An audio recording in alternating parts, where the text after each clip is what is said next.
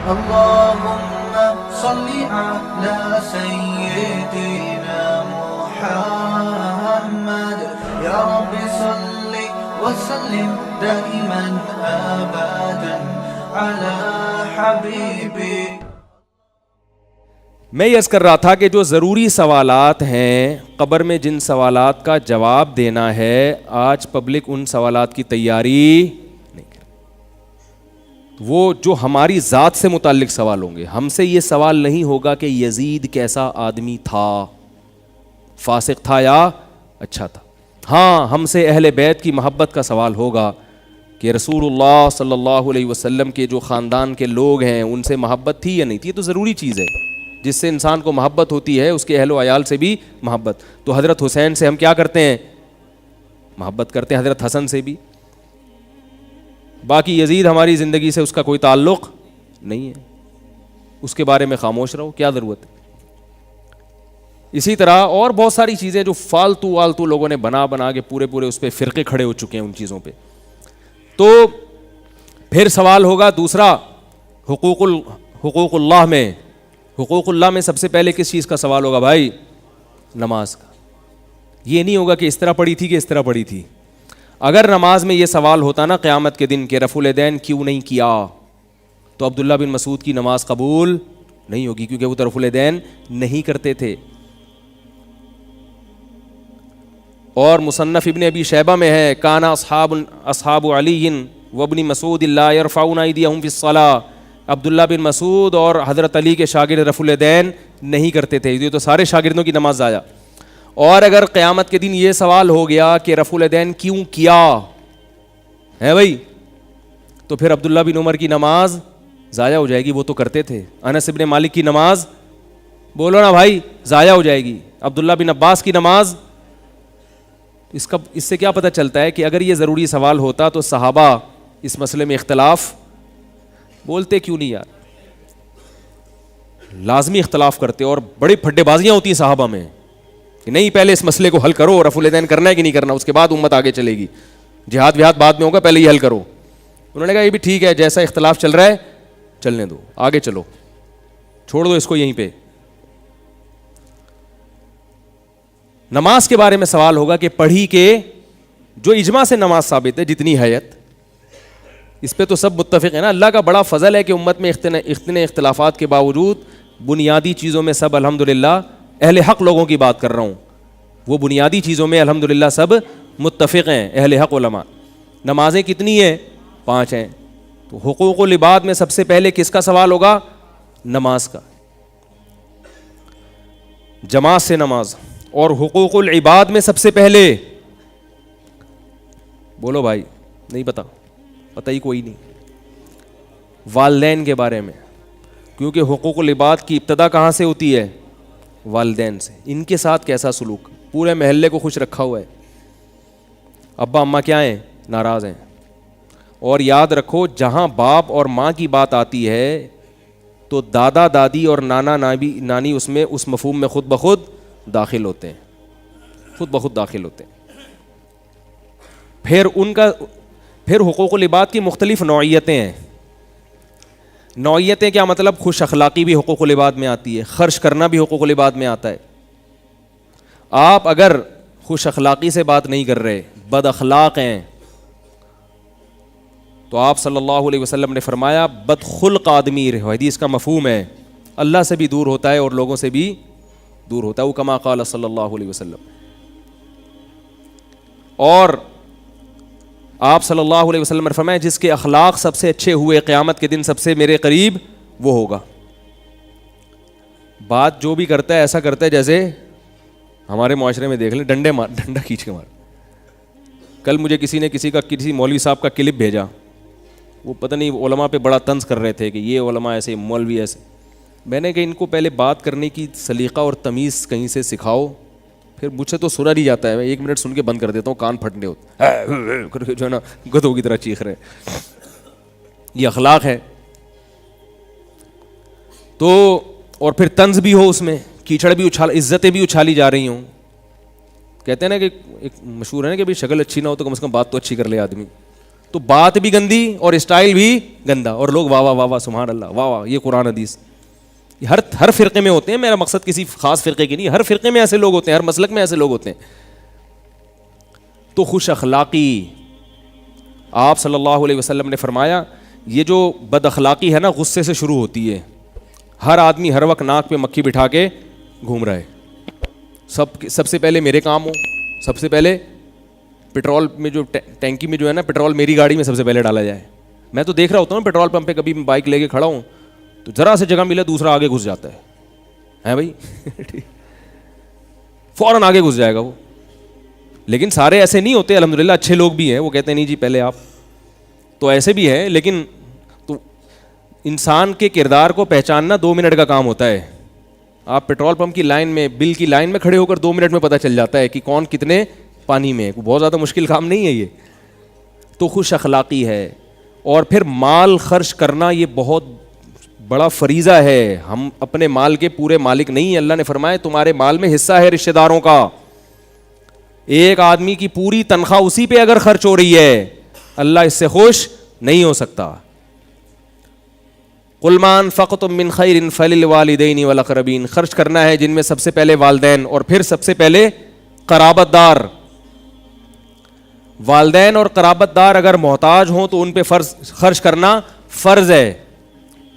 لیکن بیوی بچوں کو اللہ نے الگ پروٹوکول دیا کہ وہ محتاج نہ بھی ہوں تو ان پہ باپ کو خرچ کرنا پڑے گا, کیونکہ یہ کیا ہے, ان کا باپ ہے. والدین کا باپ نہیں ہے, اولاد ہے. اور بچوں کا کیا ہے, باپ. اور عورت کا کیا ہے, شوہر. اس لیے عورتوں کو کہتا ہوں اپنے میاؤں کی قدر کرو. اللہ نے اتنا اس کی ذمہ داری لگا دی ہے. اللہ نے تمہارے میاؤں کو ایسا بنایا, اللہ نے کہا کہ تمہاری بیوی کروڑ پتی بھی ہے تو تجھے کھلائے گا کون, تیرا شوہر. اس کو میں نے گھر کا بڑا بنا دیا, ساری زندگی تیری خبر گیری تیرا شوہر کرے گا. والدین تو رخصت کر دیتے ہیں, اب ذمہ داری ختم. پوری زندگی کی ٹینشن کون اٹھاتا ہے بھائی, شوہر اٹھاتا ہے.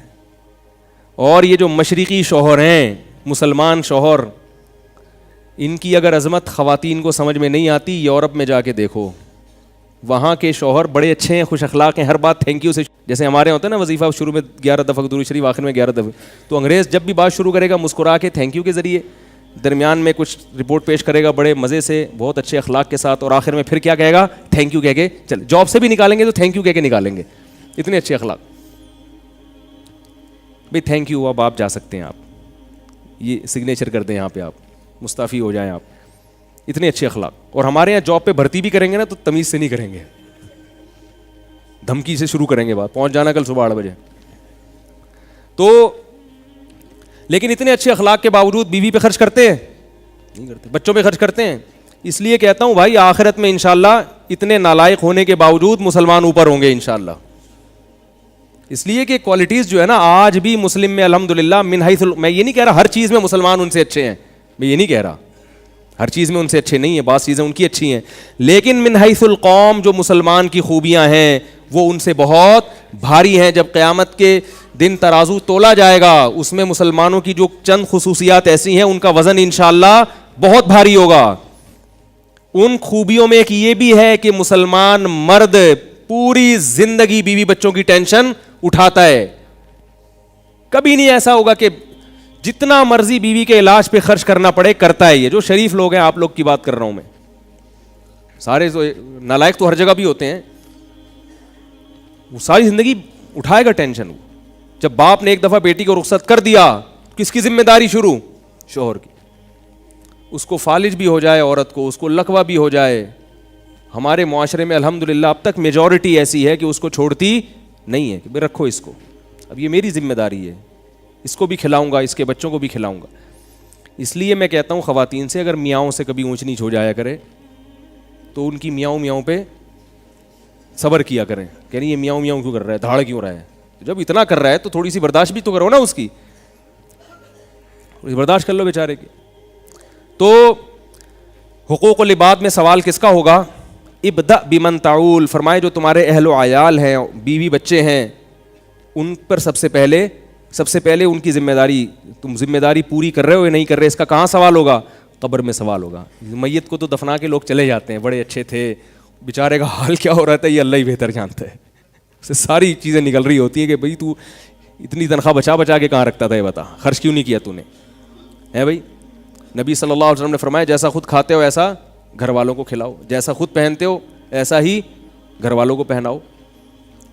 تو یہ سوال ہوگا. پھر گناہوں کے بارے میں سوال ہوگا. یعلم خائنۃ الاعین وما تخفی الصدور، فرمایا آنکھوں کی خیانت کو وہ جانتا ہے. یہ جو آنکھ مٹکے ہو رہے ہیں، انٹرنیٹ پر بیہودہ فلمیں دیکھی جا رہی ہیں یا بدنظری کی جا رہی ہے آفس میں ادھر ادھر، اللہ نے فرمایا فمن ابتغى وراء ذلک، تمہارے لیے صرف تمہاری بیوی کو بنایا ہے، اس کے علاوہ کہیں اور دیکھنے کی اجازت نہیں ہے. جتنی مرتبہ دیکھو گے اتنی مرتبہ آنکھوں کا حساب دینا پڑے گا. اور اللہ نے آنکھ کے بارے میں فرمایا کہ آنکھ کی خیانت کو جانتا ہے، اس لیے کہ آنکھ جتنی جلدی خیانت کرتی ہے جسم کا کوئی اور عضو ایسے خیانت نہیں کرتا، کیونکہ وہ پکڑا جاتا ہے فوراً. آنکھ سے جو نظر ہے نا، آپ کسی کو گردن گھما کے دیکھیں گے پتہ چل جائے گا، لیکن آنکھ سے دیکھیں گے پتہ نہیں چلتا. آنکھیں تو گھومتی رہتی ہیں انسان کی، بد نظری آنکھوں سے ہوتی ہے. اس لیے اللہ نے فرمایا کہ آنکھوں کی خیانت وہ جانتا ہے. تو بھائی یہ وہ سوالات ہیں کہ کھایا کمایا. نبی صلی اللہ علیہ وسلم فرمایا جب تک انسان کے قدم، انسان 4 باتوں کا جواب نہ دے، قیامت کے دن اس کے پاؤں اپنی جگہ سے نہیں ہلیں گے. ان میں ایک سوال یہ بھی ہے مال کہاں سے کمایا اور کہاں خرچ کیا. ہیپی نیو ایئر میں تو نہیں اڑا دیا مال سارا، ہے بھائی؟ پٹاخوں میں، شب برات کے پٹاخوں میں تو نہیں اڑا دیا، نائٹ کلبوں میں تو نہیں اڑا دیا، میوزیکل شو میں تو نہیں اڑا دیا. یہ سوال ہوگا. یہ بھی سوال ہوگا کہاں سے کمایا، حلال کمایا، یہ سوال. اور پھر حلال کما کے اس حلال کو بھی غلط جگہ خرچ کرنے کی اجازت نہیں ہے. تو بھائی یہ ساری چیزیں ہیں. ہم غلام ہیں اپنے آپ کو، ہمیں چاہیے کہ ہم غلام سمجھیں. نہیں سمجھیں گے تو موت کا فرشتہ آئے گا، قبر میں اتار کے چلا جائے گا، پھر پتہ چلے گا کہ کیا پایا اور کیا کھویا. تو وہ شاعر نے کہا نا، ہو رہی ہے عمر مثل برف کم، چپکے چپکے رفتہ رفتہ دم بدم. تو میں بھی موت کے قریب جا رہا ہوں، آپ بھی موت کے قریب جا رہے ہیں. ایک زمانہ آئے گا نہ ہم ہوں گے نہ آپ ہوں گے. کوئی اور مولوی صاحب یہاں بیٹھے ہوئے ہوں گے اور کوئی اور مجمع یہاں بیٹھا ہوگا. آج جو میں باتیں کر رہا ہوں وہ والے مولوی صاحب کر رہے ہوں گے، اور آپ جو باتیں آج سن رہے ہیں وہ اگلی نسل وہی باتیں سن رہی ہوگی. اور جیسے ہم بدعمل ہیں اور آپ بھی بیچارے ہم جیسے ہی معلوم ہو رہے ہیں، ٹھیک ہے، پچھلوں کے تجربوں سے فائدہ نہیں اٹھا رہے، تو اگلے بھی لگتا ہے ایسے ہی ہوں گے. باتیں ہی چل رہی ہیں، عمل سے ہم سب کیا ہیں؟ خالی ہیں. تو عقل مند وہ ہے جو جلد سے جلد توبہ کر کے موت سے پہلے اپنی زندگی کو سدھار لے. یہ ایک ایسی حقیقت ہے موت جس کا کوئی انکار نہیں کر سکتا، اس میں اختلاف نہیں ہے. نہ دیوبندی بریلویوں کا کوئی اختلاف ہے اس میں، حیرت کی بات ہے. نہ اہل حدیث اور غیر مقلد اور مقلد کا کوئی اختلاف نہیں ہے. ایگزامینیشن ہال ہے جس میں لا کے ہم سب کو اللہ نے بٹھا دیا، پرچہ تھما دیا اور بتایا کہ کچھ سوالات ضروری ہیں، کچھ آپشنل ہیں، اور پرچہ ہر ایک کو مختلف دیا گیا ہے، ہر ایک کی استعداد کے لحاظ سے، صلاحیت کے لحاظ سے. علماء کے پاس جو پرچہ ہے وہ الگ ہے، عوام کے پاس جو پیپر ہے امتحان کا وہ الگ ہے. اب جب ایگزامینیشن ہال میں آپ کو پرچہ تھما دیا جائے تو آپ اپنے حساب سے پرچہ لوگے یا دوسرے والا پرچہ اپنے پاس لا کے رکھو گے؟ ظاہر ہے ٹائم کم ہے، مقابلہ سخت ہے، تو اپنے سوالات کو فوکس کرو گے، دائیں بائیں جھانکنے کی کوشش نہیں کرو گے. اب مسئلہ یہ ہو گیا ہے کہ ایگزامینیشن ہال میں جو جس کی فیلڈ نہیں ہے وہ اس میں ٹانگ اڑا رہے ہیں اور اپنے ضروری سوالات سے غافل ہو رہا ہے. آپ دیکھیں گے ہمارے اس دور میں مسائل کے معاملے میں ہر آدمی فنٹر بنا ہوا ہے. کسی سے بحث کروا لو، رفع الیدین کی، رفع الیدین نہ کرنے کی، آمین زور سے آہستہ، ہر آدمی فنٹر بنا ہوا ہے. لیکن اس سے جو قیامت کے دن جو ضروری سوالات ہوں گے ان سوالات کی طرف اس کی توجہ نہیں ہے. اس سے سوال یہ ہوگا کہ رات کی تنہائیوں میں کیا کیا کرتے تھے، لوگوں کے سامنے تو اللہ سے ڈرتے تھے، کیا تنہائی میں بھی اللہ سے ڈرتے تھے یا نہیں ڈرتے تھے؟ اپنے والدین کی خدمت کر کے جنت حاصل کرنے کی کوشش کی یا نہیں کی؟ رسول اللہ صلی اللہ علیہ وسلم نے ارشاد فرمایا کہ جس نے بوڑھے والدین کو پایا اور ان کی خدمت کر کے جنت اپنے اوپر لازم نہ کی، اس پر اللہ کی لعنت ہے۔ تو ان لوگوں کو دیکھ لیں جو مجتہد بنے ہوئے ہیں، جو فیلڈ علماء کی ہے اس میں بھی کیا کرتے ہیں؟ ٹانگ اڑاتے ہیں، لیکن نہ اللہ کے حقوق کی طرف توجہ، نہ مخلوق کے حقوق کی طرف توجہ۔ ایک صاحب حیات ممات کے مسئلے میں بہت بڑے فنٹر تھے، حیاتی مماتی، یہ حیات النبی ممات النبی، بہت فنٹر، بڑے ماہر۔ میں نے ان کو ایک دفعہ نصیحت کی، میں نے کہا چھوڑ دو، ان چکروں میں نہیں پڑو، انسان بن کے سیدھے سیدھے مسلمان بن کے زندگی گزارو، اس میں نہیں اپنی صلاحیتوں کو برباد کرو۔ تو کہنے لگے کہ یہ بہت ضروری عقیدہ ہے، یہ عقائد ضروریہ میں سے ہے، اس کے بغیر ہم مسلمان نہیں ہو سکتے۔ تو اللہ تعالیٰ بعض دفعہ ایسی دلیل ذہن میں ڈالتے ہیں، میں قرآن و حدیث سے دلیل دیتا نا، سمجھ میں نہیں آتی ان کے۔ ہر آدمی میں قرآن و حدیث میں مسائل کا جو چیپٹر ہے نا، وہ سمجھنے کی صلاحیت ہر آدمی میں نہیں ہوتی۔ یہ بات پبلک کی سمجھ میں نہیں آ رہی ہے۔ پبلک سمجھتی ہے کہ ہم بھی قرآن و حدیث میں جو مسائل کا چیپٹر ہے وہ سمجھ سکتے ہیں۔ قرآن و حدیث میں یہ واقعہ میں بھول نہ جاؤں، یہ جو گچی پکڑ کے رکھیں ذرا اس کی، تاکہ جہاں سے بات چل رہی ہے نا وہیں سے، کیونکہ میں جیسے ہی ہماری گاڑی کراچی اسٹیشن سے نکلتی ہے نا، درمیان میں بہت سارے ٹریک آنا شروع ہو جاتے ہیں، اور جیسے پاکستان کی ٹرین ہر ٹریک پہ ہر اسٹیشن پہ رکتی ہے نا، تو ہماری بھی ایسے ہی کچھ یہاں عادت ہو گئی ہے۔ عوام جو ہے نا اپنے آپ کو قرآن و حدیث کے معاملے میں، مسائل کے معاملے میں جاہل ماننے کے لیے تیار نہیں ہے۔ بس ایک آیت یاد کی ہوئی ہے، وَلَقَدْ يَسَّرْنَا الْقُرْآنَ لِلذِّكْرِ فَهَلْ مِن مُدَّكِرٍ، ہم نے قرآن کو نصیحت کے لیے آسان کر دیا، کوئی ہے سمجھنے والا؟ کہتے ہیں جب قرآن جب آسان ہے تو مولویوں سے پوچھنے کی ضرورت نہیں ہے۔ بیچاروں کو اس آیت کا مطلب نہیں آتا، باقی قرآن کیا آئے گا؟ یعنی جو آیت یہ بتا رہی ہے کہ ہم نے قرآن کو آسان کیا، اس کی تفسیر جس کو نہیں آتی وہ باقی قرآن کیا سمجھے گا؟ اللہ نے قید لگا دی ہے، یہ نہیں کہا وَلَقَدْ يَسَّرْنَا الْقُرْآنَ كُلَّهُ، ہم نے پورے قرآن کو آسان کر دیا، نا نا نا نا نا، قرآن نے خود بتایا ہے وَلَقَدْ يَسَّرْنَا الْقُرْآنَ لِلذِّكْرِ، نصیحت کے لیے آسان کیا ہے، لِلْمَسَائِلِ الْفِقْهِيَّةِ، فقہی مسائل کے لیے۔ ایسا نہیں ہے کہیں قرآن میں، نصیحت کی جو چیزیں ہیں، عبرت کی جو باتیں ہیں، وہ قرآن میں بہت آسان ہیں، ان کے لیے کسی مفتی یا عالم کے پاس جانے کی ضرورت نہیں۔ نصیحت کی باتیں جیسے حضرت موسیٰ علیہ السلام کا واقعہ کہ اللہ نے نافرمانوں کو سزا دی، فرما برداروں کو برتری دی۔ اللہ تعالیٰ نے دنیا پرستوں کو ہمیشہ ناکام کیا ہے، پیغمبروں کی اتباع کرنے والوں کو ہمیشہ کامیاب کیا ہے۔ یہ عبرت کی باتیں۔ آخرت، اللہ کے وجود اور اللہ کی قدرت کے دلائل۔ هو الذی خلق من الماء بشرا، دیکھو اس نے پانی سے بوند سے تمہیں بنایا۔ فجعلہ نسبا وصہرا، عزت کتنی دے دی اس نے، خاندان میں پیدا کیا، ددیال ننیال سسرال والا خاندان لگا دیا۔ یہ وہ باتیں ہیں جن کو سن کے اللہ کی محبت پیدا ہوتی ہے، اللہ کا خوف پیدا ہوتا ہے، یہ نصیحت کہلاتی ہیں یہ باتیں۔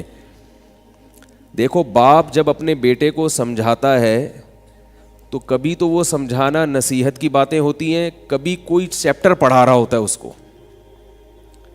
اگر وہ نصیحت کی بات کرے گا تو بہت آسانی سے بچے کی سمجھ میں آئے گی، کیونکہ نصیحت کی بات ہمیشہ آسان ہوتی ہے تو سمجھ میں آتی ہے۔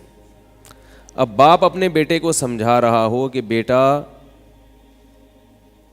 بڑوں کے تجربے سے فائدہ اٹھاؤ، بڑوں کی زندگی بڑوں سے پوچھ کے چلا کرو، کیونکہ ہمارا تجربہ تمہارے تجربے سے زیادہ ہے۔ اب یہ بہت آسان الفاظ ہیں نا اس کے لیے۔ ایسی نصیحت باپ بیٹے کو کر رہا ہے کہ بیٹا وہ ڈکشنری کھول کے بیٹھا ہوا ہے کہ ابا نے جو یہ لفظ کہا تھا اس کا مطلب کیا ہے۔ اور یہ جو سینٹنس استعمال کیا اس میں سبجیکٹ کیا ہے, آبجیکٹ کیا ہے, ورب کیا ہے, ایکٹیو وائس کیا ہے, پیسو وائس کیا ہے, تو وہ نصیحت کا فائدہ ہوگا؟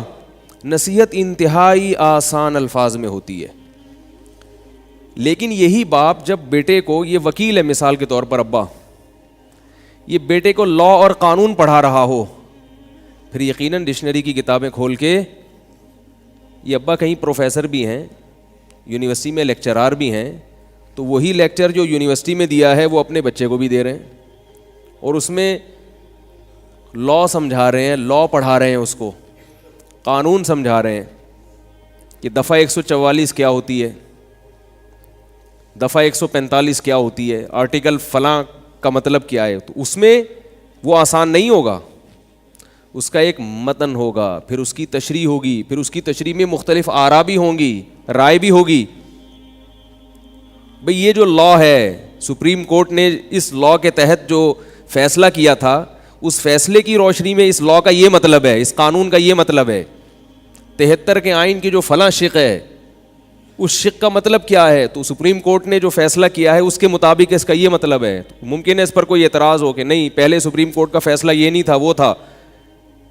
جہاں مسائل کی بات ہوگی, قانون کی بات ہوگی, لا کی بات ہوگی, اس کو ڈیفائن کرنا پڑے گا, اور ڈیفائن کرنے والے بھی اس کے اہل ہوں گے, ہر نتھو پتو کا کام نہیں ہوگا. یہ میرا موضوع نہیں ہے, میں اصل بات کی طرف ابھی آ رہا ہوں, ابھی تو گاڑی نکلی ہے, ٹھیک ہے نا, ابھی تو اسٹیشن ہم نے چھوڑا ہے. تو قرآن ہی میں اللہ کا ارشاد ہے. یہ یاد رکھو, جتنے لوگ آج کل جو علماء سے آپ کو دور کرتے ہیں, بزرگوں سے آپ کو دور کر رہے ہیں, لیبل قرآن و حدیث کا لگا رہے ہیں, یہ قرآن و حدیث نہیں جانتے. یہ اگر صحیح طرح سے قرآن و حدیث پڑھ لیتے تو یہ اس قسم کی باتیں نہ کرتے. قرآن ہی میں اللہ کا ارشاد ہے, وَأَنزَلْنَا إِلَيْكَ الذِّكْرَ لِتُبَيِّنَ لِلنَّاسِ مَا نُزِّلَ إِلَيْهِمْ. ہم نے اس نصیحت کو آپ پر نازل کیا تاکہ آپ لوگوں کے سامنے اس کو کھول کھول کے بیان کریں. اگر یہ خود واضح ہوتا تو نبی بیان کیوں کرتے؟ اس پر ایک اشکال ہوگا کہ یہاں بھی تو ذکر کا لفظ ہے, وَأَنزَلْنَا إِلَيْكَ الذِّكْرَ. یہاں ذکر کے بارے میں قرآن کہہ رہا ہے کہ نبی بیان کریں گے, اور وہاں قرآن کہہ رہا ہے ذکر کے لیے ہم نے قرآن کو آسان کر دیا. تو یاد رکھو, یہاں یہ جو دوسری آیت میں نے پڑھی ہے, یہاں ذکر سے مراد قرآن ہے, کیونکہ قرآن کا ایک نام ذکر بھی ہے. وہاں ذکر سے مراد قرآن نہیں ہے, کیونکہ قرآن کے نام کا الگ اللہ نے تذکرہ کیا ہے. تو پتہ چلا کہ اگلا لفظ ذکر, اس سے قرآن کا ایک مخصوص موضوع مراد ہے, پورا قرآن مراد نہیں ہے.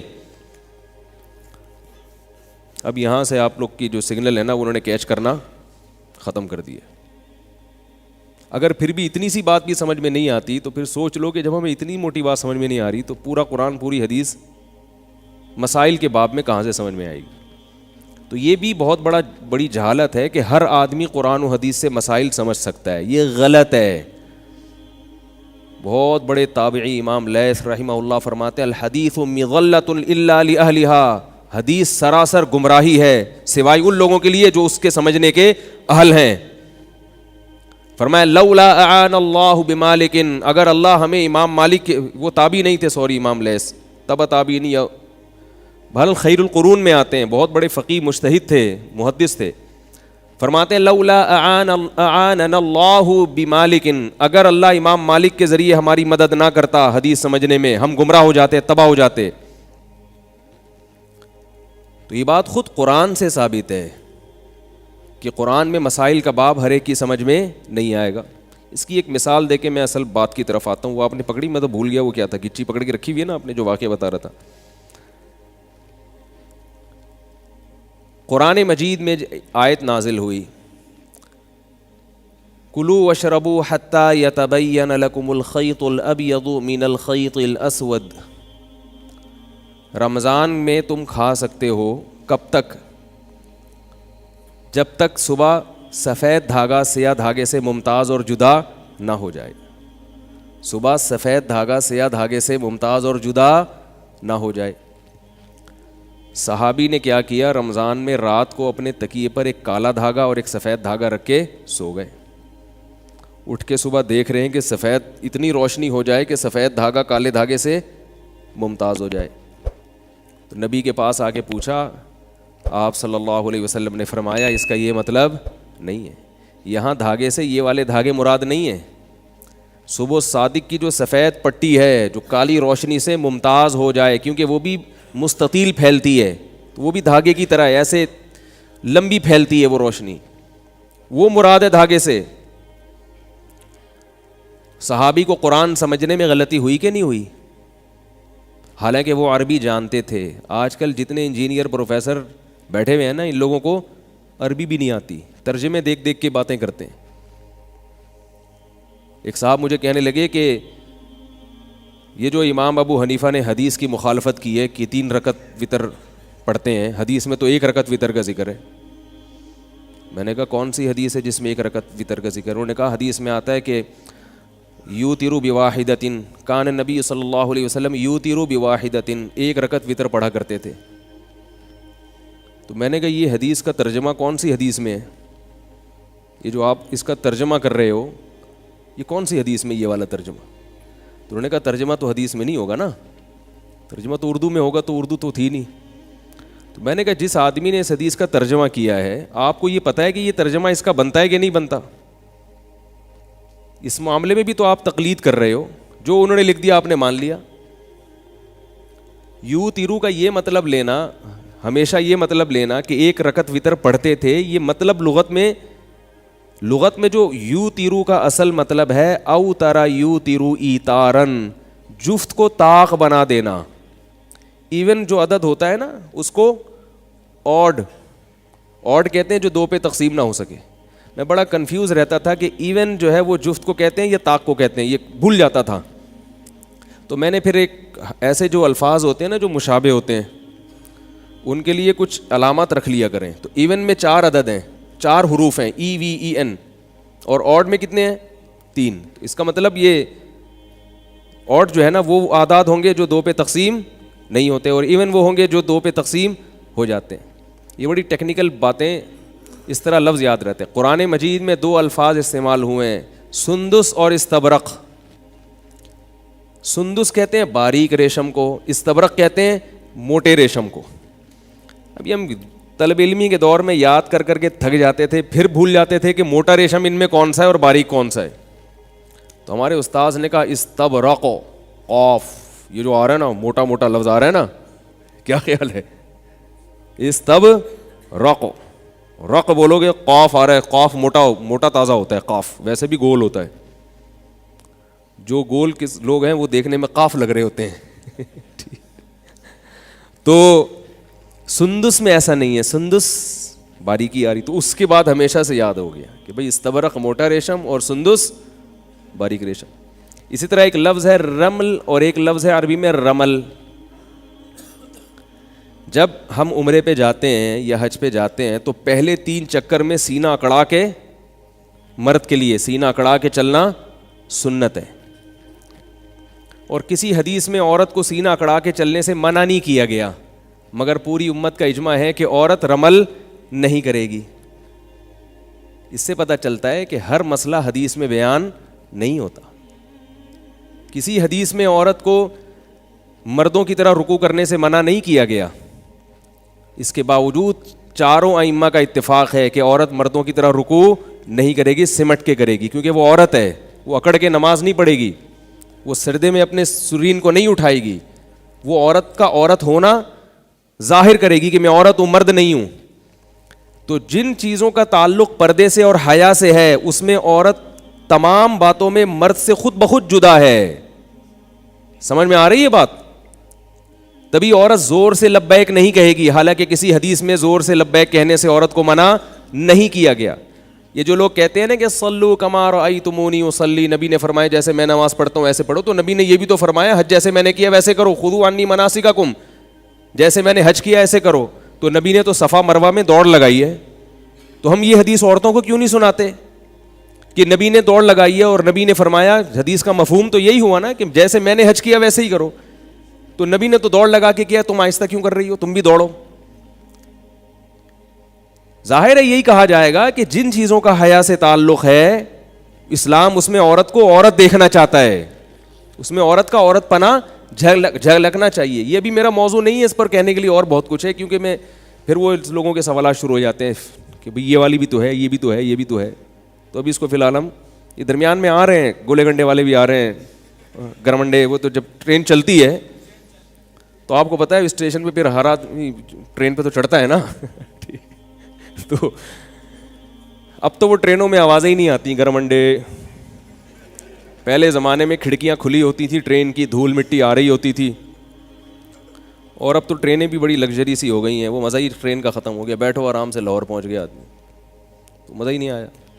پہلے ہم چھکا چھک کرتے ہوئے جاتے تھے, لیٹرین میں پہنچنا ایک بہت بڑا مجاہدہ ہوتا تھا. واش روم کے باہر غریبوں کی ایک پوری لائن ہوتی تھی جو بغیر ٹکٹ سفر کر کے وہاں سو رہے ہوتے تھے. ان غریبوں کو پھلانگتے ہوئے جانا, ان سے ریکویسٹ کرنا, پھر وہاں جانا اور پانی بھی مل جانا. اتنی سکون ملتا تھا, لوگ ریلیکس ہو جاتے تھے کہ یار اللہ کی اتنی نعمتیں. کیونکہ ٹینشن کے بعد جو سکون ملتا ہے تو اس سکون کی اس سکون میں جو لذت اور مزہ ہے وہ بغیر ٹینشن والے سکون میں نہیں ہے. تو خیر میں یہ عرض کر رہا تھا, کیا بات تھی وہ جو ابھی میں یہاں سے, اس میں جو موضوع ذہن میں لے کے بیٹھو نا تو پھر وہ اسی پہ کنٹینیو رہتا ہے آدمی. لیکن یہ بھی علمی باتیں ہیں, یہ الگ موضوع کے تحت پھر آتی ہیں. ہاں میں عرض کر رہا تھا کہ دیکھو صحابی رسول نے آیت کا مطلب غلط سمجھا. اس پر قرآن مجید کی آیت نازل ہوئی, ایک لفظ نازل ہوا من الفجر, فرمایا کلوا واشربوا حتی یتبین لکم الخیط الابیض من الخیط الاسود من الفجر کا لفظ نازل ہوا تاکہ دوبارہ کسی کو کنفیوژن نہ ہو. من الفجر یعنی فرمائے کہ اس سے مراد کیا ہے, فجر کی روشنی ہے, دھاگے مراد نہیں ہے. یہاں ایک سوال پیدا ہوتا ہے کہ قرآن یہ کنفیوژن پہلے ہی دور کر دیتا تاکہ یہ نوبت ہی نہ آتی. ایک لفظ صحابی کے نہ سمجھنے کی وجہ سے بعد میں نازل کیا جا رہا ہے, تو اللہ تو عالم الغیب ہے, اللہ پہلے ہی کنفیوژن دور کر دیتے, من الفجر ہی نازل کر دیتے. کیا خیال ہے بھائی؟ تو بھائی اللہ اگر پہلے کر دیتے نا نافذ نازل, تو یہ فلسفہ پھر سمجھ میں ہمارے لیے آپ کو سمجھانا بہت مشکل ہوتا کہ اللہ کے بیان کے بغیر یا نبی کے بیان کے بغیر قرآن سمجھ میں نہیں آتا. یہ بات پھر سمجھ میں نہیں آتی. سمجھ میں آ رہی؟ اب آ گئی سمجھ میں یا اب بھی نہیں آئی؟ شکر ہے. تو اور وراثت کے مسئلے جتنے بھی ہیں آپ قرآن سے براہ راست نکال کے دکھا دو. حالانکہ وراثت کو تو قرآن نے بڑی ڈیٹیل سے بیان کیا ہے, لیکن پھر بھی بڑی مشکل ہے. قرآن مجید میں ہے کہ فَإِنْ كَانَتَا فَوْقَ اثْنَتَيْنِ فَلَهُنَّ ثُلُثَا مَا تَرَكَ. باپ مر جائے, بیٹا کوئی نہ ہو اور 2 سے اوپر بیٹیاں ہوں تو ان کو 2/3 وراثت ملے گی. 2 سے اوپر ہوں تو کیا ملے گی؟ 1/3, 2/3, 66.66%.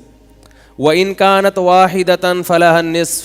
اگر ایک بیٹی ہو تو اس کو آدھی ملے گی. 2 کو کتنی ملے گی؟ قرآن نے کیا کہا؟ 2 سے اوپر ہو تو 66.6%, 1 ہو تو 50%. 2 کا تو تذکرہ ہی نہیں ہے. لیکن 2 کو بھی کتنی ملیں گی؟ 66%. 1 سے اوپر جتنی ہوں گی 66.66% لے لیں گی وہ, اور 1 اگر ہوگی تو سب فتویٰ یہی دیتے ہیں. لیکن یہ مسئلہ قرآن سے اس طرح سے, جب تک آپ مفسرین کی تفسیر نہیں پڑھو, اس کا مفہوم کیا ہے, حدیث کا مطلب کیا ہے, آپ نہیں پڑھو, صرف لفظی الفاظ سے آپ مسئلہ مستنبط نہیں کر سکتے.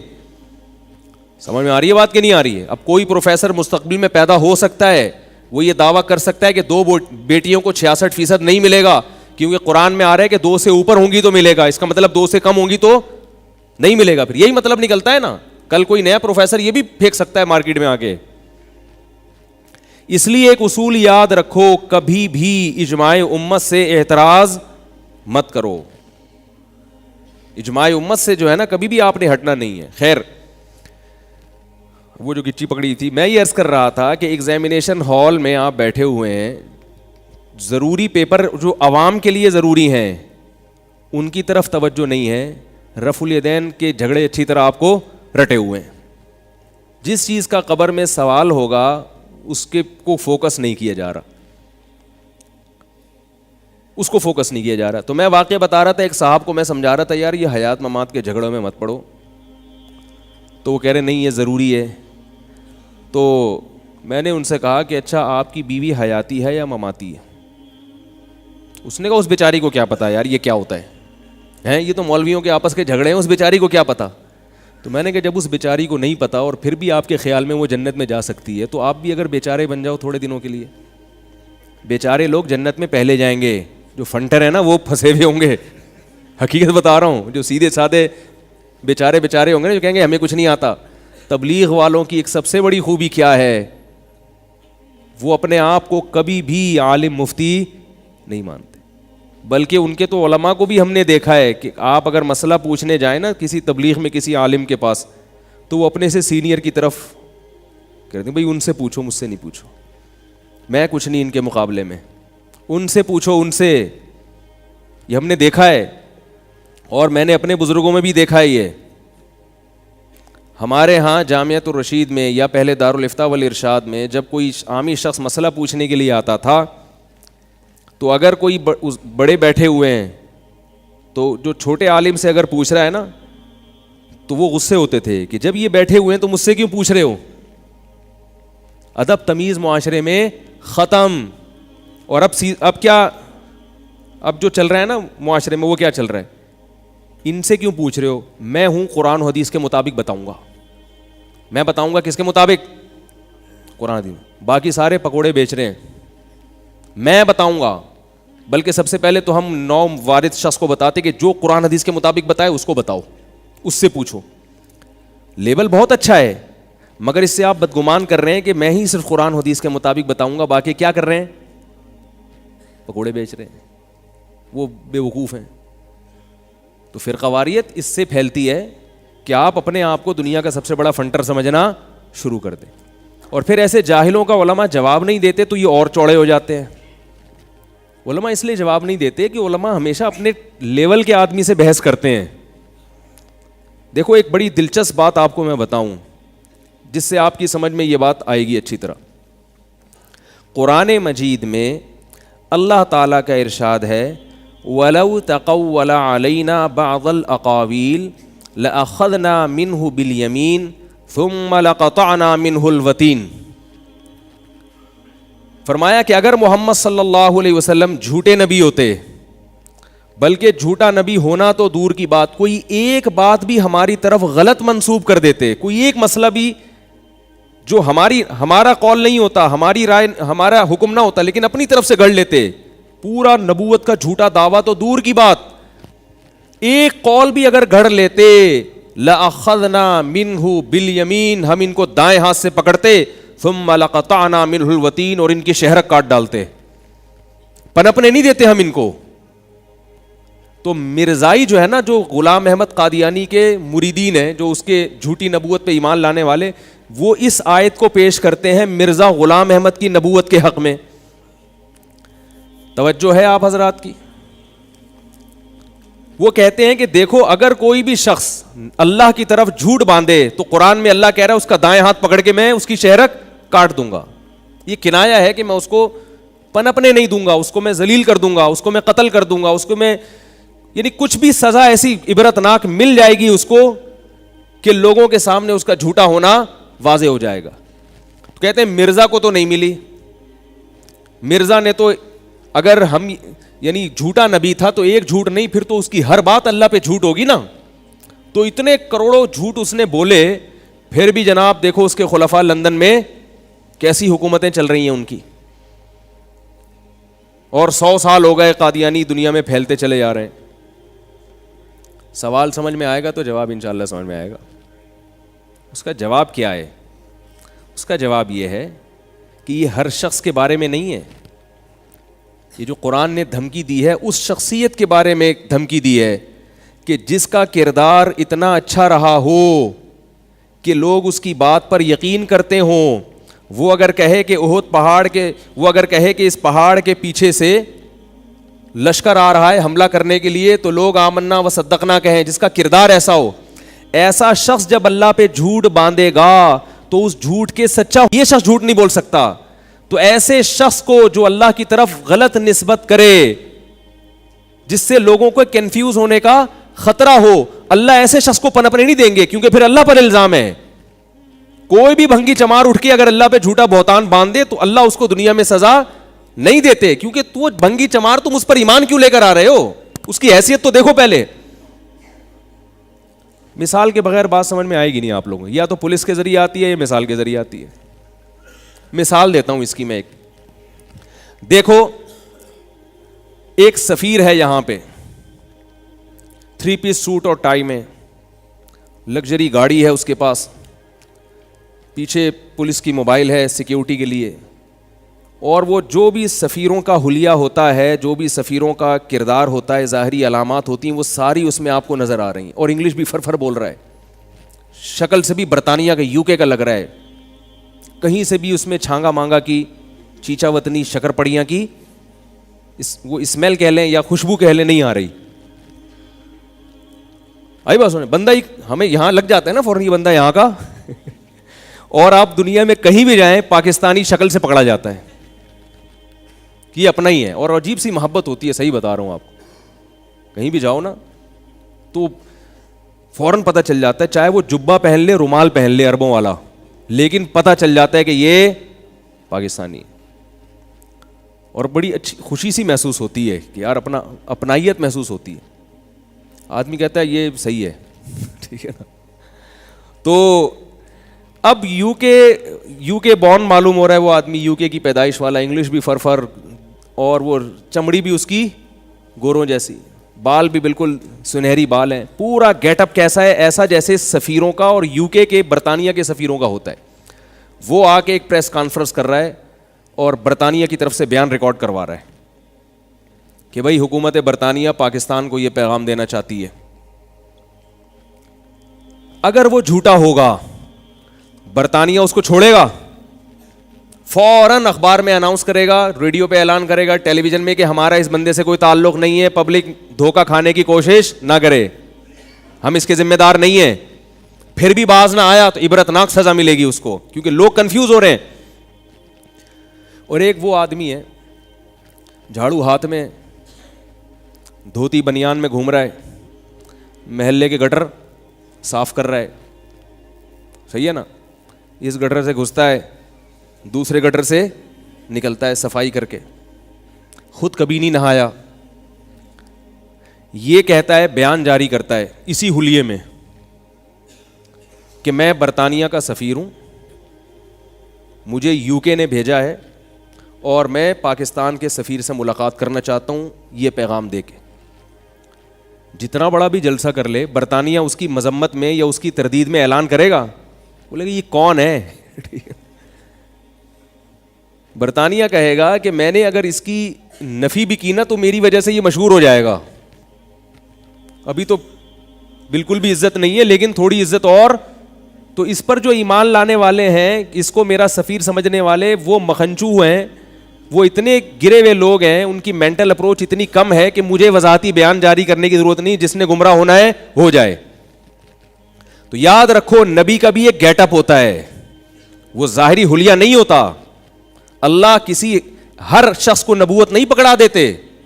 انبیاء کی زندگی نبوت سے پہلے بھی بے داغ ہوتی ہے اور نبوت کے بعد بھی بے داغ ہوتی ہے. ہر شخص کو نبوت نہیں ملتی, ہر نیک آدمی کو نبوت نہیں ملتی. 40 سال کی عمر میں محمد صلی اللہ علیہ وسلم کو نبوت ملی, موسیٰ علیہ السلام کو 40 سال کی عمر میں نبوت ملی.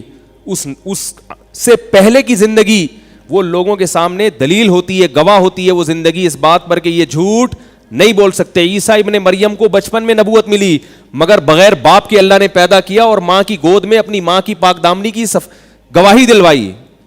دودھ پیتا بچہ لوگوں کو نماز اور زکوٰۃ کا حکم دے رہا ہے. ایسی بے داغ سیرت, ایسا خوبصورت کردار, ایسے خوبصورت کردار کا آدمی اگر اللہ پہ ایک جھوٹ بھی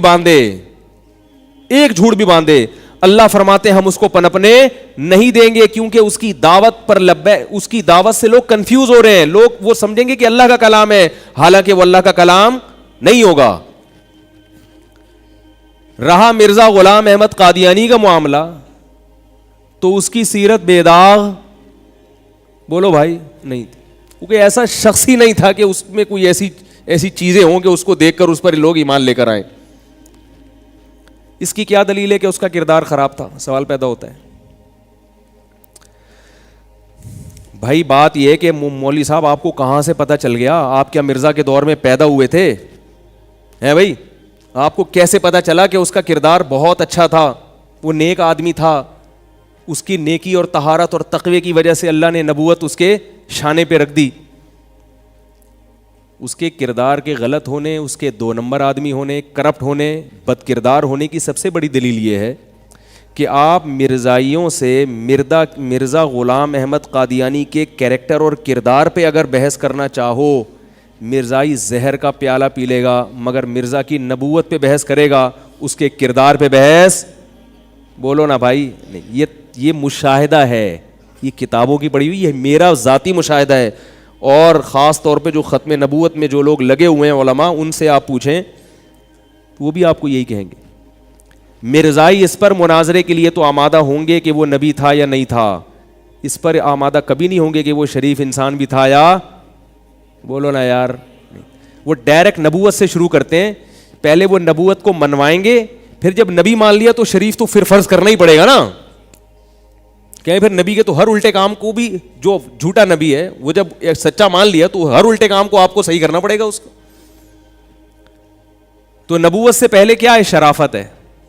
جو شرافت کے بجائے شر اور آفت کا مجموعہ ہو، اس کو اللہ کیسے نبوت دے سکتے ہیں؟ اور اگر کوئی اس کی نبوت پر ایمان لاتا ہے، کوئی اس کی باتوں میں یقین کرتا ہے، تو اللہ کہتے ہیں کر لے، ہم نے کوئی گارنٹی لی ہے اس کی؟ اس کا کردار دیکھو.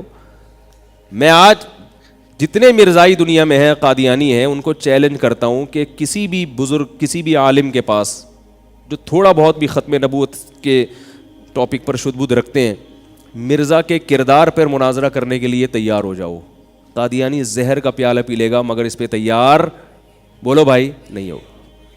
تو یاد رکھو، جیسے جو شخص اللہ پہ جھوٹ باندھے، ان میں سے ہر شخص اس قابل نہیں ہوتا کہ اللہ اس سے برات کا اعلان کرے، کیونکہ وہ اس کی ایسی حیثیت ہی نہیں ہے. ایسے ہی علماء میں جو بھی انٹرنیٹ پر مفتی بن کے لوگوں کو مسئلے بتانا شروع کر دے، تو ہر مفتی بھی، ہر ایسا شخص بھی اس قابل نہیں ہوتا کہ علماء اپنے اوقات کا حصہ اس جاہل پہ خرچ کرنا شروع کر دیں. تھوڑا بہت تڑکا علماء لگاتے رہتے ہیں، تھوڑا بہت، تاکہ پتہ چل لگے کہ بھئی یہ صرف ہمارے دعوے نہیں ہیں، ان دعووں کے پیچھے دلائل بھی ہیں. مگر ان کا علماء کا موضوع یہ نہیں ہوتا، عام طور پر وہ اس لیے نہیں ہوتا. ابھی ہم رو رہے تھے غامدی صاحب کو، ایک نئی فلم آئی ہے شیخ محمد صاحب، ان کو دیکھ کے غامدی صاحب سے محبت ہوتی ہے آدمی کو، حقیقت ہے. وہ بالکل ہی عجیب سی چیز آئی ہے. تو ایسی فلمیں آتی رہیں گی اور ساری قرآن و حدیث کے نام پہ آئیں گی، تو آنے دو. مولانا طارق جمیل صاحب اللہ ان کی عمر میں برکت دے، میں نے ان کا کلپ دیکھا، وہ لطیفہ سنا رہے تھے، کہہ رہے ایک جگہ میں نے نکاح پڑھایا، انہوں نے پڑھایا یا مجھے پورا واقعہ یاد نہیں. تو وہ لوگوں کی عادت ہوتی ہے نا، جو جس کام میں لگا ہے وہ وہی الفاظ اس کے ذہن میں ہوتے ہیں. تو ایک منشی تھے، وہ ٹرک لگتے تھے نا لائن میں، ایک ٹرک آیا ہے، وہ لوڈ ہوا سامان چلا گیا، تو دوسرے کے بارے میں پوچھتے ہیں کہ کیا ہوا؟ آڑ دے. تو ان کی زبان پہ چڑھا ہوا تھا آڑ دے. تو قاضی صاحب نے اس سے پوچھا نکاح کے وقت کہ تمہیں اتنے مہر میں یہ عورت قبول ہے؟ اس نے کہا آڑ دے. کیا کہا؟ آڑ دے، آنے دو. تو بہرحال پھر بھی تھوڑا سا علماء اس پر بات کرتے رہتے ہیں، ٹچ دیتے رہتے ہیں اپنے بیانات میں، تاکہ لوگ یہ نہ سمجھیں کہ یہ دلائل کی دنیا میں بالکل کورے ہیں. تو میں یہ عرض کر رہا تھا میرے بھائی کہ جن سوالات کی تیاری ضروری ہے، عوام کی توجہ ان سوالات کی تیاری کی طرف نہیں ہے، اور ان علماء سے عوام محبت بھی نہیں کرتی. عوام کو بھی مزہ آتا ہے چسکے لینے میں، جب تک ایک دوسرے پہ مولوی حضرات کیچڑ نہ اچھالیں، طنز نہ کریں، مناظرے بازی، چیلن بازی، وہ اس کو پچھاڑ دیا، اس نے اس کو پچھاڑ دیا، اس کے بغیر مزہ نہیں آتا. تو ہم سب کو، مجھے بھی اور آپ کو بھی اپنی قبر کی فکر کرنی چاہیے. سب سے پہلے سوال ہوگا توحید کے بارے میں، اور توحید کا وہ مفہوم جو قرآن نے بیان کیا. ایک اپنی گھڑی ہوئی توحیدیں بھی آج کل مارکیٹ میں چل رہی ہیں، بزرگوں کو اپنی زندگی سے نکال دینا، اس کو لوگ سمجھتے ہیں توحید، میں صرف اللہ کو مانتا ہوں، کسی بزرگ کو نہیں مانتا. میں نے کہا اپنی بیوی کو کیوں مانتا ہے تو ہے بھائی؟ اپنے باپ کو کیوں مانتا ہے؟ بعض لوگ بزرگوں سے محبت کا اظہار ان کے ہاتھ چومنے کو بھی شرک سمجھتے ہیں. اللہ کے بندو، کسی سے عقیدت محبت میں ہاتھ چوم لینا شرک کا اس سے کیا تعلق ہے؟ میں مانتا ہوں کہ زیادہ نہیں، یہ چوما چاٹی جو اس طرح کی بزرگوں کی ہوتی ہے اس سے نقصان ہوتا ہے. اول تو کوئی بزرگ ہوتا بھی نہیں ہے، لوگ خام خواہ عقیدت میں ہاتھ پاؤں چومنا شروع کر دیتے ہیں. اس کے اعتدال ہر چیز میں اچھا ہے، لیکن اگر کوئی فرط محبت میں اپنے کسی بزرگ کے کبھی ہاتھ چوم لے، اس میں کوئی خرابی نہیں ہے، اس کا شرک سے کوئی تعلق نہیں ہے. عربوں میں رواج ہے نا، جب بھی ملتے ہیں ایک دوسرے کا ماتھا چومتے ہیں، کہ شرک ہو گیا یہ. جیسے ماتھا چومنے سے مشرک نہیں بن جاتا، ایسے ہاتھ چومنے سے بھی مشرک نہیں بن جاتا، اس کو بھی شرک ہے یہ. بعض لوگ تعویذ کو شرک کہہ دیتے ہیں. ایک صاحب مجھے کہنے لگے تعویذ شرک ہے. میں نے کہا تعویذ میں یا اللہ مدد لکھ کے گلے میں لٹکا دیا، یہ شرک کہاں سے ہو گیا اللہ کے بندو؟ تو کہنے لگے یہ شرک کا ذریعہ ہے. میں نے کہا جس چیز کا ذریعہ ہوتی ہے وہ چیز نہیں ہوتی. حیدرآباد جانے کا ذریعہ سڑک ہے نا، کراچی سے جب حیدرآباد جائیں تو کس ذریعے سے جائیں گے؟ سڑک سے. تو کیا سڑک حیدرآباد ہے؟ تو جب کسی چیز کو شرک کا ذریعہ کہہ دیا تو یہ آپ نے کہہ دیا کہ وہ شرک بہرحال نہیں ہے. ہاں ذریعے پر بات ہو سکتی ہے، ذریعے پر بات ہو سکتی ہے. تبھی میں بھی تعویذ گنڈوں کا قائل نہیں ہوں، جائز سمجھتا ہوں، مگر میں سمجھتا ہوں اس زمانے میں اس سے اجتناب ضروری ہے، کیونکہ لوگوں کے عقائد خراب ہیں.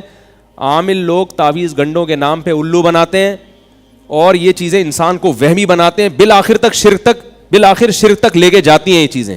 اس لیے الحمدللہ میں اپنے بچوں کے گلے میں کبھی تعویذ نہیں لٹکاتا. لیکن اگر کسی عالم نے جائز تعویذ لٹکایا ہوا ہے، اس پہ قرآن کی آیت ہے، تو میں اس کو مشرک نہیں کہتا. البتہ اللہ کا بڑا فضل ہے، ہمارے باپ دادا میں یہ رواج ہی نہیں تھا تعویذ کا، ہمارے ابا نے کبھی نہیں رکھا تعویذ. بعض لوگ مزاج کے توحیدی ہوتے ہیں اور بعض مزاج کے بدعتی ہوتے ہیں. سمجھ میں آ رہی ہے بات؟ بعض لوگوں کو ان چیزوں سے طبی طور پر گھن آتی ہے. ہماری دادی اللہ تعالیٰ ان کی مغفرت فرمائے، حضرت مولانا عبد الرحیم رائے پوری رحمۃ اللہ علیہ سے بیعت تھیں. وہ کبھی یہ تیجے اور 40ویں کا کھانا نہیں کھاتی تھیں، حالانکہ ان کو نہیں پتا تھا کہ یہ بدعت ہے. وہ تو بیچاری گاؤں دیہات میں پلی، بیعت ہوئی، وہ تو صرف ان سے اصلاحی تعلق تھا، مسائل وسائل ان کو زیادہ معلوم نہیں تھے. لیکن کہیں بھی کسی میت کے گھر سے کھانا آتا تھا کبھی نہیں کھاتی تھی، کہہ رہی مجھے مردوں کے کھانوں سے ویسی گھن آتی ہے. بات آ رہی؟ ان کو آپ کوئی دلائل سے نہیں قائل کر سکتے کہ یہ جائز ہے یا ناجائز ہے. وہ کہیں جائز ہوگا تمہارے لیے ہوگا، صحیح ہے نا؟ یہ مردوں کے کھانے ہمارے حلق سے نہیں اترتے. تھوڑی سی غیرت بھی کوئی چیز ہوتی ہے نا، کیا خیال ہے؟ تو یہ جو تعویذ گنڈے والے لوگ ہیں نا، جائز ہونے ایک الگ چیز ہے، مگر یہ تعویذ گنڈے والوں میں آپ کو توکل کبھی نظر نہیں آئے گا. یہ ہمیشہ ان پر اللہ کا کچھ ایسا عذاب آتا ہے کہ یہ ہمیشہ اسی فلیتے پلیتوں میں لگے رہتے ہیں. انگوٹھے میں الگ دھاگا بندھا ہوگا، کالا سا پٹا گلے میں پڑا ہوگا، اور یہاں ایک کچھ باندھا ہوا ہوگا، اور پھر گھول کے بھی کچھ پی رہے ہوں گے صبح شام، ساری زندگی اسی میں. اللہ کا بڑا فضل ہے، ہمارے سارے کام اللہ دعاؤں سے پورے کر دیتا ہے. ہمارے بچے کبھی بیمار ہوں، ہم دعا مانگتے ہیں اللہ سے، الحمدللہ اللہ شفا دے دیتا ہے. ڈاکٹر سے علاج کراتے ہیں، ایک محلے کے ڈاکٹر ہیں، وہ سارے بچوں کے پورے رول نمبر کے حساب سے انہوں نے یاد کیے ہوئے، کون سا پیس ہے، یہ تیسرے نمبر والا پیس ہے. اللہ نظر سے بچائے بس اتنا. اور سورہ فلق سورہ ناس پڑھ لیتے ہیں، دم کر لیتے ہیں. مجھے بہت لوگوں نے کہا کہ آپ یوں کریں، آپ ایسا کریں، آپ عاملوں کے خلاف بہت بولتے ہیں، یہ کچھ کر دیں گے. میں نے کہا ان کا باپ بھی کچھ نہیں کر سکتا. کیا خیال ہے؟ ان سے تو ڈرو ہی نہیں. جن چڑیل بھوت سے جو عامل جو جن چڑیل بھوت سے دھمکی دیتے ہیں نا، اس سے تو ڈرو. شیر سے ڈر لو، گدھے سے بھی کبھی کبھار ڈر لگتا ہے، لات نہ مار دے. کتے سے ڈر لگتا ہے، میں اپنی بات کر رہا ہوں، کبھی کبھار مجھے کتے سے بھی ڈر لگتا ہے کہ یار کہیں حملہ ہی نہ کر دے. حتیٰ کہ کبھی کبھار بکرے سے بھی ڈر لگتا ہے کہ ٹکر نہ مار دے. اور بیوی سے تو سب مسلمانوں کو ڈر لگتا ہے. ہر چیز جو دنیا کے ڈراتی ہے ہم بھی ڈرتے ہیں الحمدللہ. انسان ہے ہم، کوئی لوہے اور فولاد کے بنے ہوئے نہیں. اندھیرے سے بھی بعض دفعہ ڈر لگتا ہے. قبرستان میں آپ رات کو اندھیرے میں جا کے بیٹھو تو کتنا ہی بڑا فنٹر ہو، تھوڑا سا ڈر لگے گا. اللہ کا بڑا فضل ہے، میں کبھی عامل سے، چاہے دیوبندی ہو، چاہے کسی بزرگ کا خلیفہ ہو، چاہے اس کے ماتھے پہ تہجد کے نشانات ہوں، چاہے اس کو 100 بزرگوں سے خلافتیں ملی ہوئی ہوں، اپن نہیں مانتا بھائی ہم نہیں مانتے. اس پہ میں بہت دلائل لے چکا ہوں، لیکن اگر کسی کو دلیل سمجھ میں نہیں آئے تو کانفیڈنس بھی ایک دلیل ہوتی ہے کہ ایک آدمی ممبر پہ بیٹھ کے اتنی کانفیڈنس سے بات کر رہا ہے، اس کا مطلب کچھ بات میں دم ہے. کانفیڈنس بھی دلیل ہوتی ہے بعض دفعہ. حضرت ابو بکر نے حضرت عمر رضی اللہ تعالیٰ عنہ کا کسی رائے میں اختلاف ہوا تھا، تو حضرت عمر رضی اللہ تعالیٰ عنہ نے کہا کہ قرآن کو جمع کیا جائے. حضرت ابوبکر نے کہا جو کام نبی نے نہیں کیا میں وہ کیوں کروں، جو کام نبی نے نہیں کیا میں وہ کیوں کروں. حضرت عمر نے فرمایا آپ کو کرنا پڑے گا. اتنے بغیر دلیل کے حضرت عمر کانفیڈنس سے بات کرتے رہے کرنا پڑے گا ورنہ قرآن ضائع ہو جائے گا. ابو بکر فرما رہے ہیں کہ بھائی اگر ضائع ہونے کا خطرہ تھا تو نبی نے کیوں نہیں کیا یہ کام. حضرت عمر دلیل نہیں دے رہے، حضرت فرمایا نہیں کرنا پڑے گا ورنہ ضائع ہو جائے گا. اتنا زور سے اصرار کیا. ابو بکر فرماتے ہیں اللہ نے مجھے شرح صدر کر دیا کہ بھائی یہ عمر صحیح کہہ رہا ہے. بعض دفعہ دلیل نہیں ہوتی، بندے کا کانفیڈنس کام کر جاتا ہے. میرے پاس تو دلیل بھی ہے کہیں، ہے نا سمجھے. کانفیڈنس کی بڑی ویلیو ہے. آپ کو پتا ہے کہ ایک چوہے نے جو ہے نا ہاتھی کو پرپوز کیا، ہتھنی کو. چوہا ہے اور ہاتھی کی جو مادہ ہے ہتھنی، اس کو پرپوز کیا. تو ہتھنی نے بولا تو اپنی اوقات دیکھ، تو اپنی اوقات دیکھ کمبخت، اپنا خاندان دیکھ، اپنا قد دیکھ. نہ تیرا نیچ خاندان کے گھٹیا آدمی، تجھے شرم نہیں آئی؟ میرے لیے نکاح کا پیغام بھیج رہا ہے، تو شرم نہیں آئی؟ تو چوہا کہتے ہیں ان سب چیزوں کو چھوڑ، کانفیڈنس دیکھ میرا. ان سب چیزوں کو، یہ خیر لطیفہ ہے، اس کو لطیفہ ہی سمجھے آپ. کہہ رہے ان سب چیزوں کو چھوڑ، ایک خوبی ہے میرے اندر، وہ کیا ہے؟ کانفیڈنس. تو ہم تو بھائی ایسے اللہ کا شکر ہے کوئی ایسے برے خاندان کے بھی نہیں ہیں، ہمارے پاس تو دلائل بھی ہیں. تو دلائل کے ساتھ جب کانفیڈنس بھی ہو تو بات میں اور جان پڑ جاتی ہے. مفتی طارق مسعود صاحب کے بیانات سننے کے لیے youtube.com/مفتی طارق مسعود کو سبسکرائب کریں. اور اگر آپ لائیو ویڈیو کو کبھی بھی مس نہیں کرنا چاہتے ہیں تو سبسکرائب کرنے کے بعد بیل آئیکن پہ کلک کرنا مت بھولیں. جزاک اللہ.